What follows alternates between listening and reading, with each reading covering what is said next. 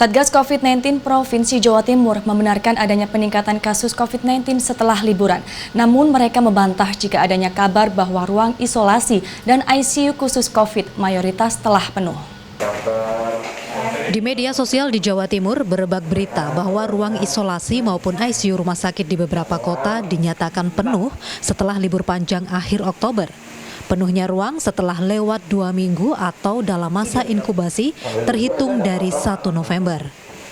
Menggunakan data Google Mobility sebagai salah satu referensi, Satgas COVID-19 memang melihat ada peningkatan pergerakan masyarakat Jawa Timur di masa liburan kemarin hingga 50%. Sementara kasus COVID di Jawa Timur pada masa inkubasi pasca libur panjang memang naik dengan penambahan 8.765 kasus. Namun mereka membantah bila angka hunian ruang isolasi dan ICU khusus COVID-19 mayoritas penuh.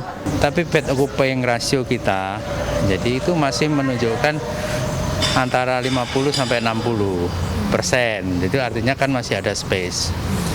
Nah, ICU intensive care sekitar 50-an, kemudian ruang isolasi sekitar 60-an.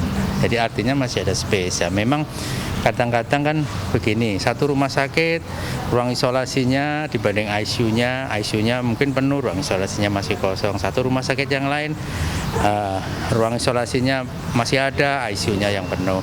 Pasien datang memerlukan ICU, padahal dia di situ pas penuh. Di rumah sakit yang lain, ICU-nya masih ada. Jadi suasananya seperti itu. Nah, ini jangan dianggap ICU penuh, enggak demikian ya. Di Sutomo ICU-nya dari 16, sekarang isinya 9. Kondisi ini pun dinyatakan sebagai menurunnya angka kepatuhan masyarakat.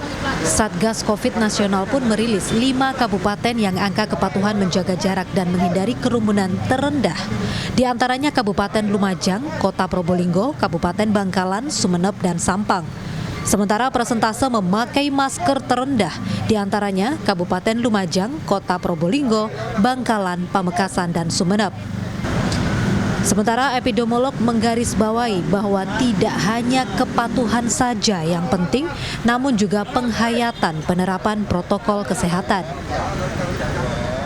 Orang itu akan waspada ketika pertama ada petugas, kemudian yang kedua menghadapi orang lain. Nah, yang ketiga itu pada event-event yang memang istilahnya itu misalnya nanti pada saat pilkada, pada saat hari hanya pencoblosannya mungkin orang akan patuh pada protokol kesehatan karena di situ ada pengawasan dari Bawaslu, kemudian ada wartawan dan lain sebagainya. Tetapi misalnya pada saat rapat-rapat persiapan ya malam hari di Balai RW. Pemprov Jatim pun menyatakan salah satu strategi untuk mengatasi kondisi ini pun akan meningkatkan operasi justisi di mana dianggap berperan signifikan terhadap penurunan angka COVID-19 di Jawa Timur sebelumnya. Wida Subianto, Didin Iswandani, Surabaya.